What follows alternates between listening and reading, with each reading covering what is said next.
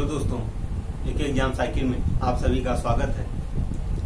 आप लोगों का राज्य व्यवस्था चल रहा था, जिसमें भारत की अनुसूचियां कल हो गया था। आज उसके आगे हम देखेंगे प्रस्तावना।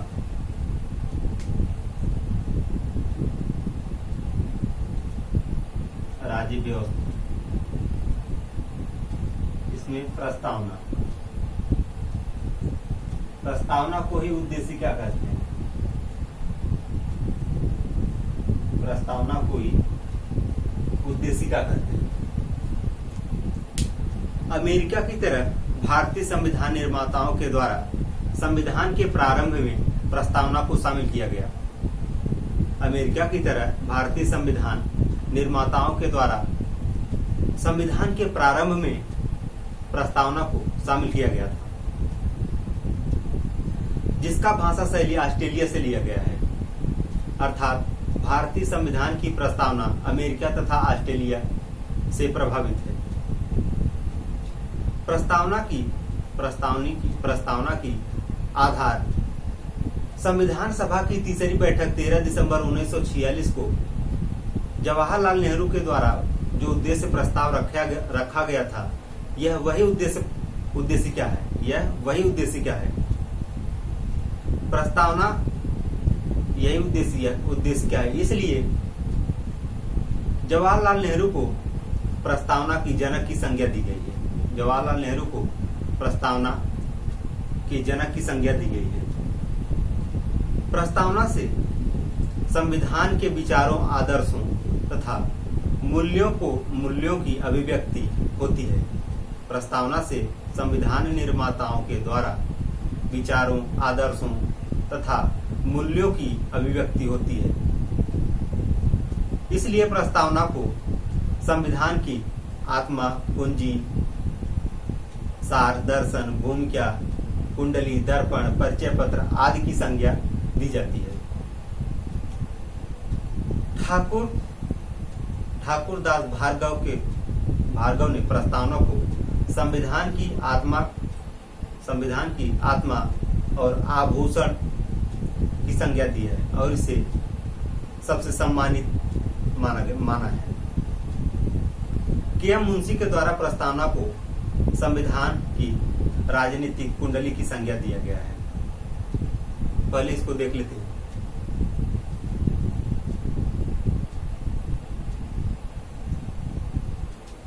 अमेरिका की तरह भारतीय संविधान निर्माताओं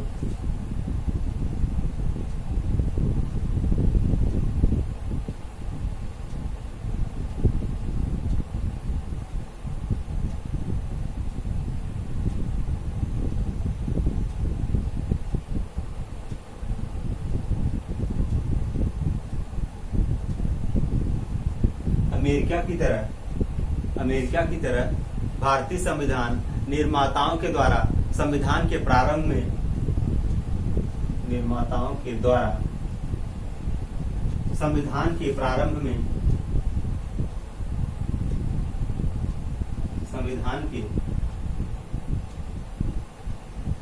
में प्रस्तावना को शामिल किया गया। प्रस्तावना को शामिल किया गया।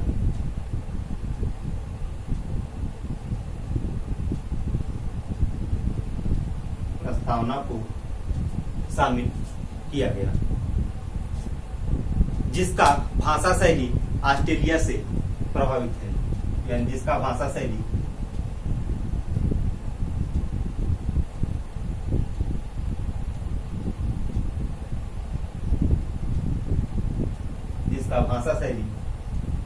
ऑस्ट्रेलिया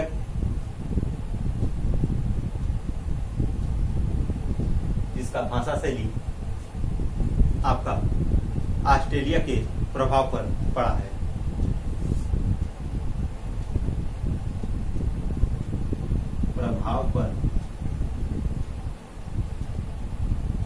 ऑस्ट्रेलिया के प्रभाव पर पड़ा है। अर्थात भारतीय संविधान की प्रस्तावना अमेरिका तथा ऑस्ट्रेलिया से प्रभावित है। अर्थात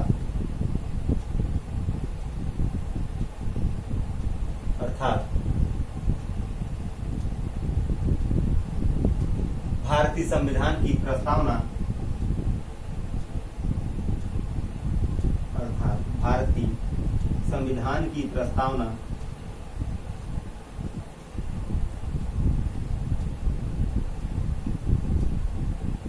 भारतीय संविधान की प्रस्तावना अमेरिका तथा ऑस्ट्रेलिया से प्रभावित है। अमेरिका तथा ऑस्ट्रेलिया से प्रभावित है।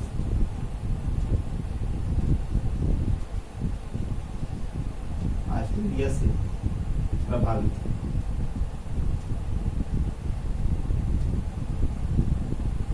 यानी प्रस्तावना का जो भाषा शैली लिया गया है वह ऑस्ट्रेलिया से लिया गया है। प्रस्तावना का जो आधार है, प्रस्तावना का आधार संविधान सभा की तीसरी बैठक 13 दिसंबर 1946। प्रस्तावना का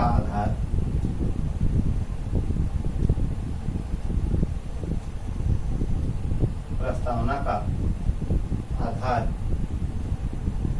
संविधान की तीसरी बैठक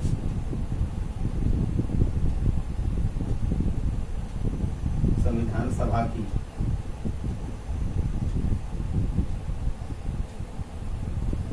तीसरी बैठक 13 दिसंबर 1946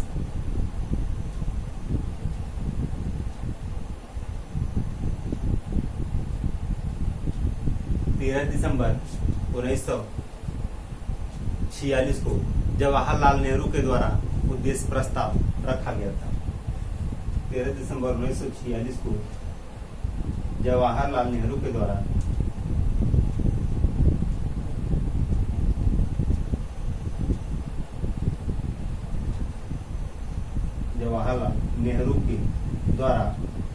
उद्देश्य प्रस्ताव रखा गया था।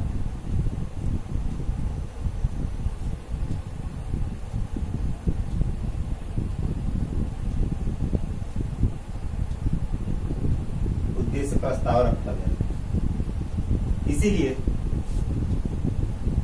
उद्देश्य प्रस्ताव रखा गया था। इसीलिए जवाहरलाल नेहरू को प्रस्तावना का जनक की संज्ञा दिया गया है। इसलिए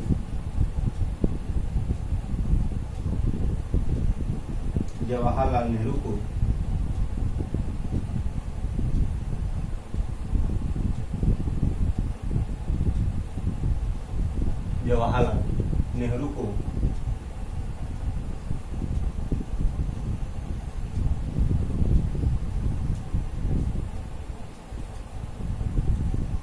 इतना नोट कर लीजिए।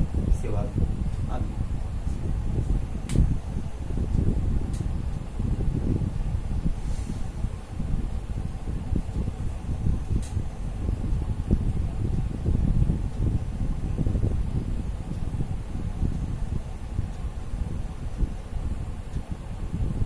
चलिए आगे।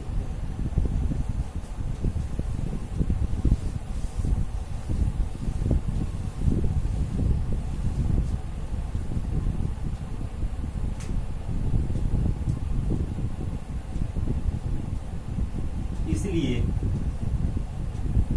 जवाहरलाल नेहरू को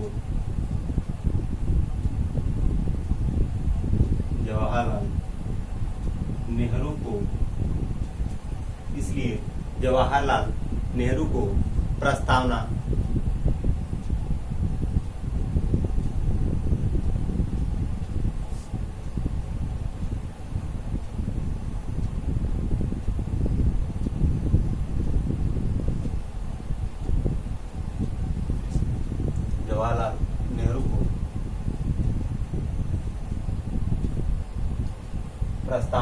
या उद्देशिका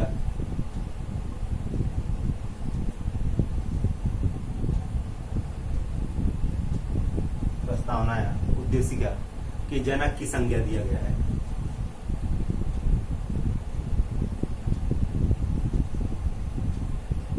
जनक की संज्ञा दिया गया है। इसलिए जवाहरलाल नेहरू को प्रस्तावना या उद्देशिका के जनक की संज्ञा दिया गया है। अब इसमें आगे देखेंगे प्रस्तावना से संबंधित यानी प्रस्तावना से संविधान निर्माताओं के विचारों, आदर्शों तथा उनके मूल्यों की अभिव्यक्ति होती है। प्रस्तावना से संबंधित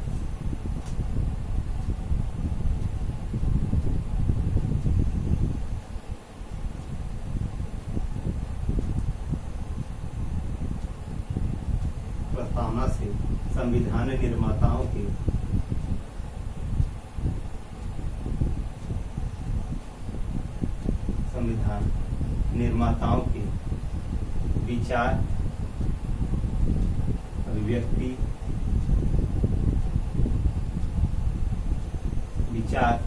अभिव्यक्ति, आदर्शों तथा मूल्यों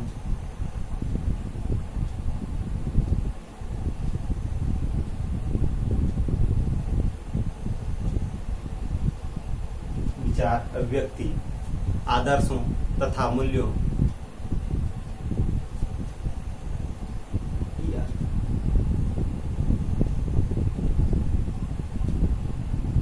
आदर्शों, विचारों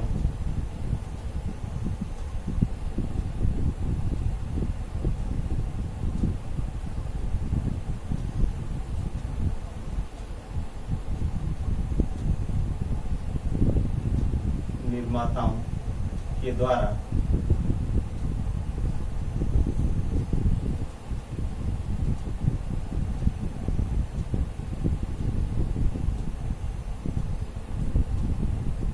विचारों,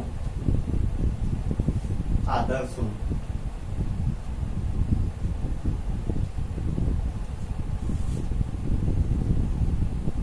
मूल्यों तथा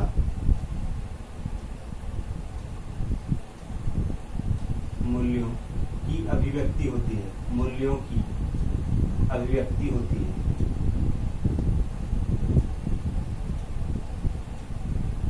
मूल्यों की अभिव्यक्ति होती है।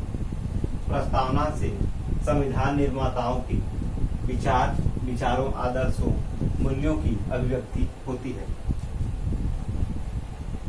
इसलिए प्रस्तावना को संविधान की आत्मा, कुंजी, इसलिए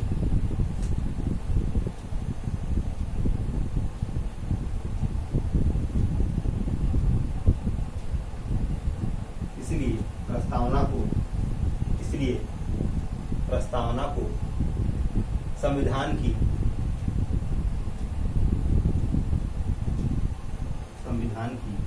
आत्मा,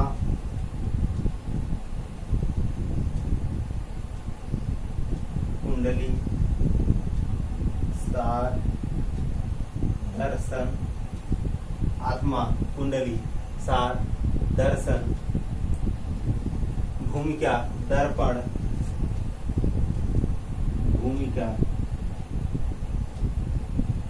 दर्पण आदि की संज्ञा दी जाती है। आदि की संज्ञा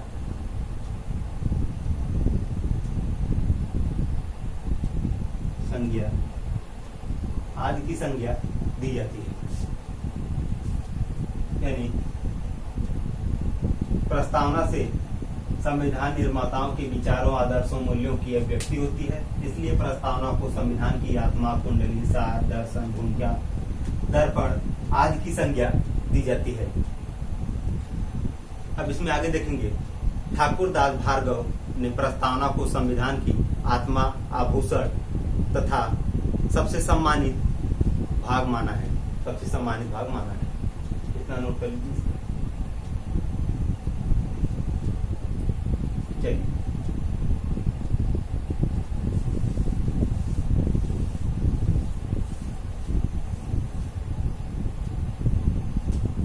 ठाकुर दास भार्गव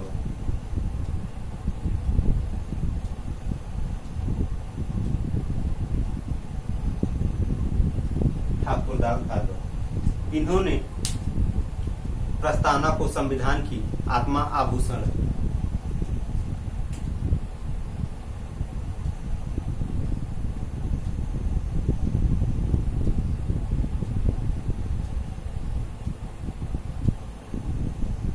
प्रस्तावना को आत्मा, आभूषण आभूषण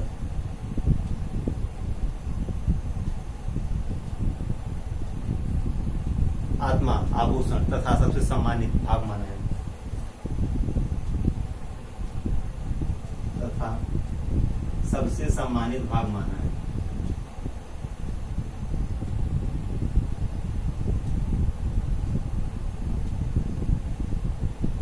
सबसे सम्मानित भाग माना है।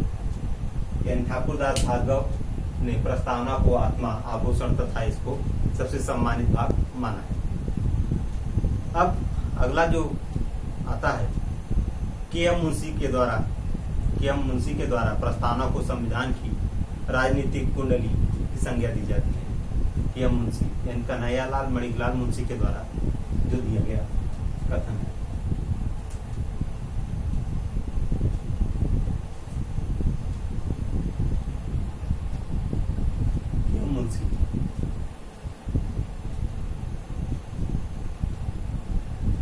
के.एम.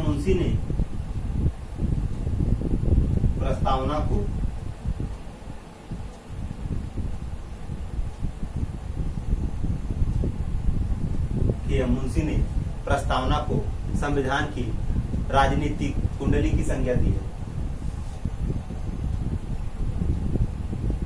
संविधान की राजनीतिक कुंडली की संज्ञा दी है।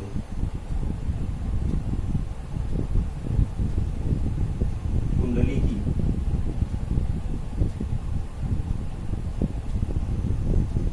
राजनीतिक कुंडली की संज्ञा के.एम. मुंशी के द्वारा दिया गया था। अब इसमें जो संशोधन हुआ था प्रस्तावना में, पहली जो संशोधन हुआ था 42वां संविधान संशोधन 1976 के माध्यम से प्रस्तावना में एक बार संशोधन किया गया था। इसमें 3 शब्द जोड़े गए थे, समाजवाद, पंथ निरपेक्ष, अखंडता। इसको देख लेते हैं। इतना नोट कर लीजिए।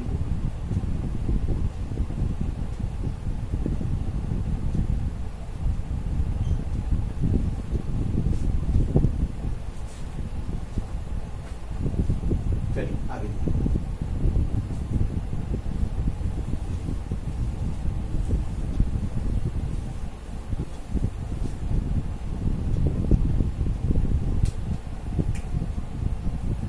बयालीसवें संविधान संशोधन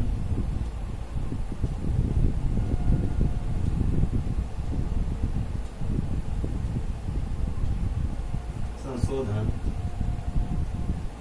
1976 के माध्यम से प्रस्तावना में एक बार संशोधन किया गया।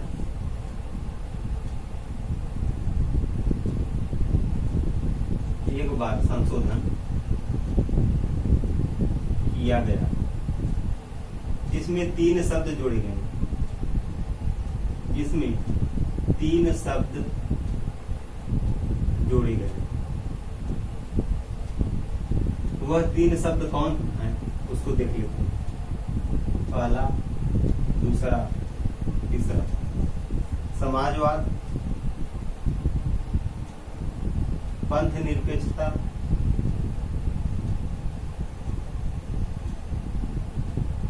और अखंडता।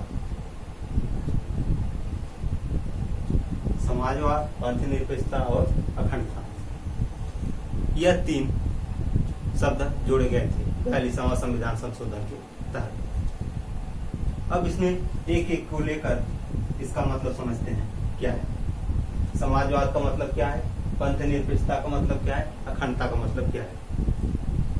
समाजवाद से आशय है, यानी इसका अभिप्राय है कि उत्पादन तथा विवरण के संशोधन पर कुछ लोगों का नियंत्रण नहीं होगा, कुछ लोगों का नियंत्रण नहीं होगा, तथा इसका प्रयोग जो है सार्वजनिक हितों की प्राप्ति के लिए किया जाएगा। इसका प्रयोग सार्वजनिक हितों की प्राप्ति के लिए किया जाएगा। भारत में लोकतांत्रिक समाजवाद को अपनाया गया है। भारत में लोकतांत्रिक समाजवाद को अपनाया गया है। यह लोकतांत्रिक से मतलब क्या है आपका, लोकतांत्रिक 2 प्रकार का होता है। पहला आपका प्रत्यक्ष लोकतांत्रिक और दूसरा अप्रत्यक्ष लोकतांत्रिक। इसको हम जब प्रस्तावना का डिटेल पढ़ेंगे हम, यानी हम भारत के लोग, तो उसमें हम इसको देखेंगे, उसमें मिलेगा ये शब्द लोकतांत्रिक, उसको हम उस समय देखेंगे। इसमें इतना ही देखते हैं। पहला लेकर चलेंगे हम समाजवाद।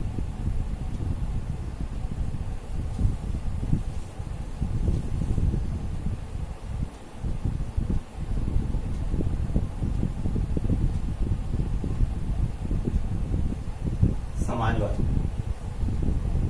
इसका अभिप्राय है कि उत्पादन तथा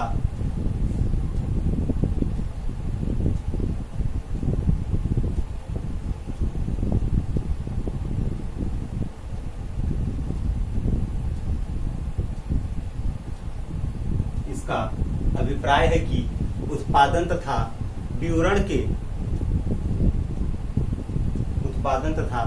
वितरण के संशोधन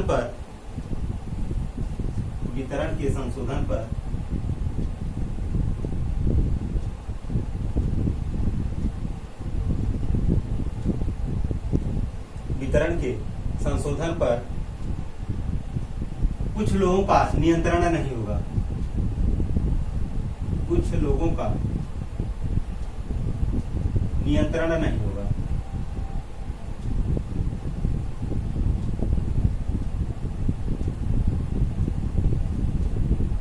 समाजवाद में इसमें सभी का हक होगा, यानी सभी लोग इसमें उत्पादन कर सकते हैं, सभी लोगों में बराबर का इसमें वितरण भी होगा। कुछ लोगों का, जैसे कुछ लोग गिने चुने लोगों का इसमें नियंत्रण नहीं होगा, इसमें सभी का समान वितरण होगा।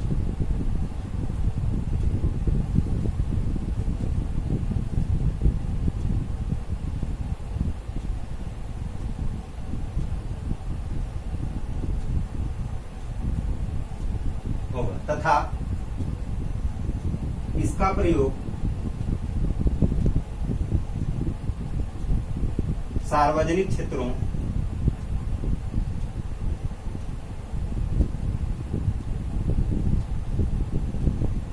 सार्वजनिक क्षेत्रों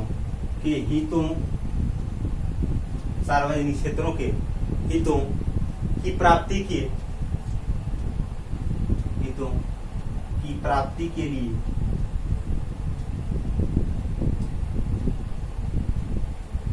सार्वजनिक हितों की प्राप्ति के लिए किया जाएगा। सार्वजनिक हितों की प्राप्ति के लिए किया जाएगा। भारत में लोकतांत्रिक समाजवाद को अपनाया गया है। भारत में लोकतांत्रिक समाजवाद को अपनाया गया है।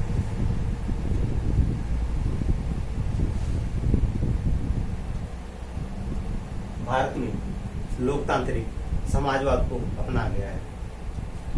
यानी समाजवाद से यह आशय है कि इसका अभिप्राय है कि उत्पादन तथा वितरण के संशोधन पर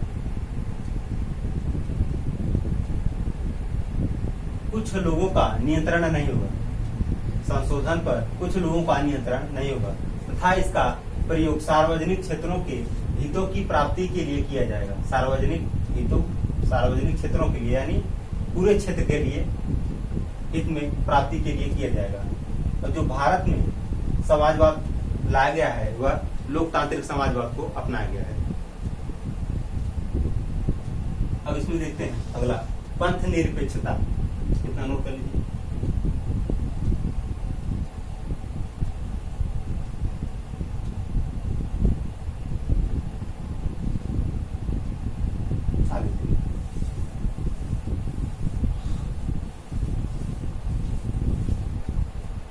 पंथ निरपेक्षता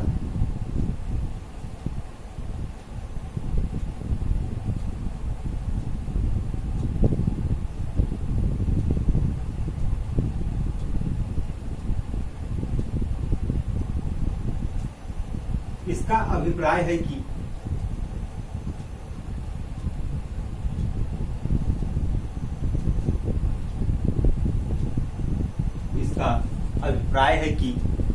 भारतीय राज्य का अपना कोई धर्म नहीं होगा।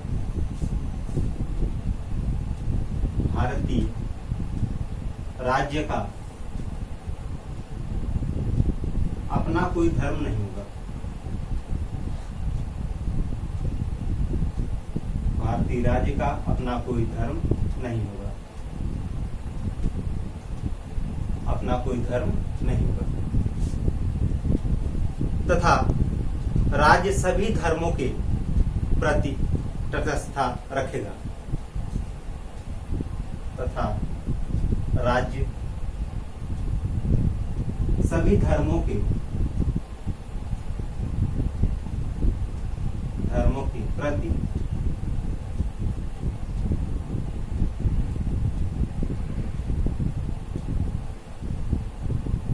तटस्थ, सभी धर्मों के प्रति तटस्थता की नीति का अनुसरण करेगा। तटस्थता की नीति का अनुसरण करेगा। नीति का अनुसरण करेगा।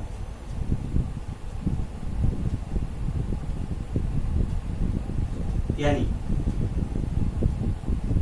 पंथ निरपेक्षता में, यानी इसमें इसका अभिप्राय है कि भारतीय राज्य का कोई अपना धर्म नहीं होगा। राज्य सभी धर्मों के प्रति तटस्थता की नीति को अनुसरण करेगा। यानी राज्य का कोई धर्म नहीं होगा। यह विशेष रूप से किसी भी धर्म को बढ़ावा नहीं देगा। हर धर्म को बराबर तरीके से हर समस्या का समाधान करेगा। सभी धर्मों को एक बराबर तरीके से देखा जाएगा।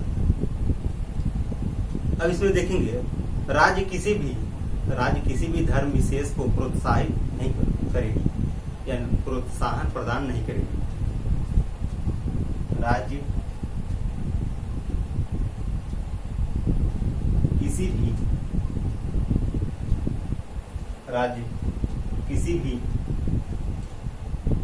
धर्म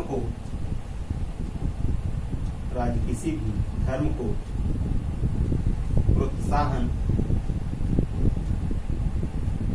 प्रदान नहीं करेगा।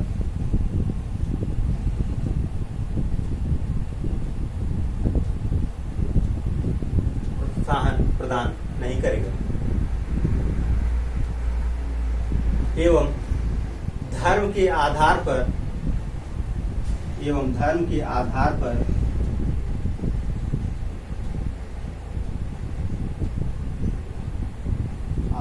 नागरिकों को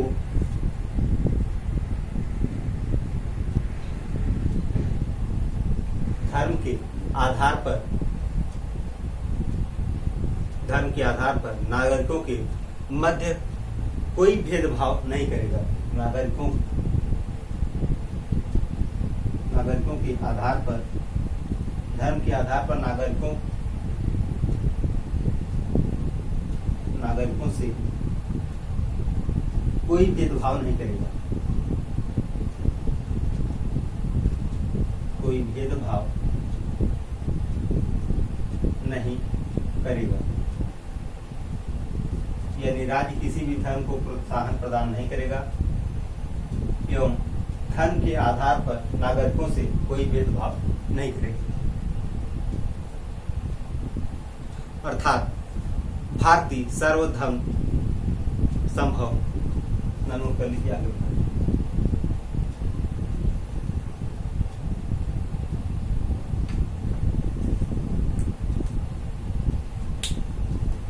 चलिए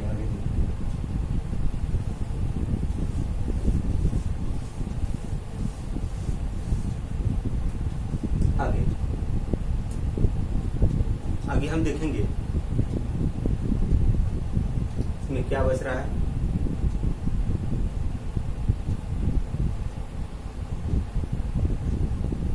भेदभाव नहीं करेगा। इसके बाद भारत सर्वधर्म समभाव की नीति को अनुसरण करता है। अर्थात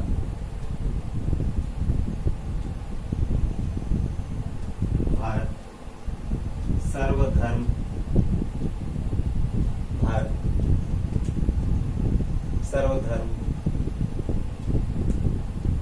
समभाव की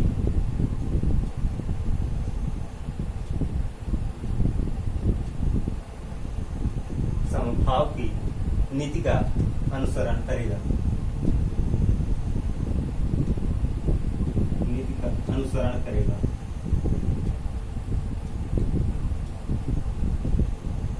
अनुसरण करेगा यानी पंथ निरपेक्षता से हमारा जो क्वेश्चन बन रहा था, जैसे उसको क्लियर कर लिए हैं। इसमें क्या क्या था, इसका मतलब क्या है।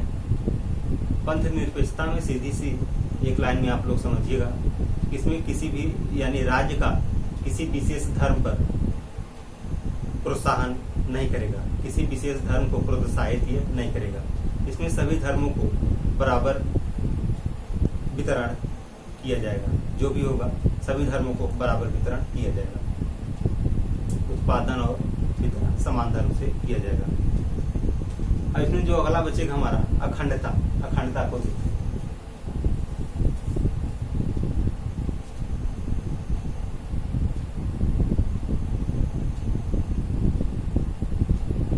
अगला क्या है, अखंडता। इसका अभिप्राय है कि भारत विविधता में एकता तथा सांस्कृतिक समन्वय को बनाए रखेगा। इसका अभिप्राय है कि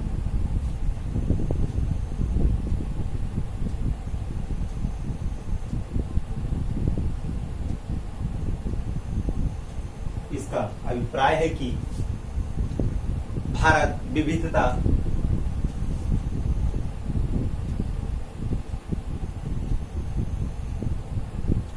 अभिप्राय है कि भारत विविधता में एकता तथा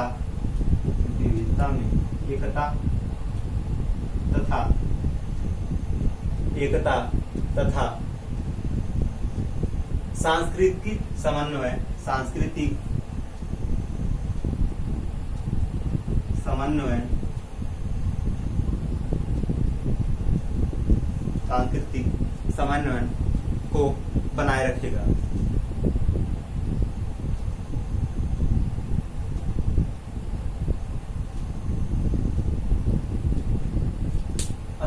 अखंडता से आशय है कि भारत विविधता में एकता तथा सांस्कृतिक समन्वय को बनाए रखेगा, यानी शांति को बनाए रखेगा।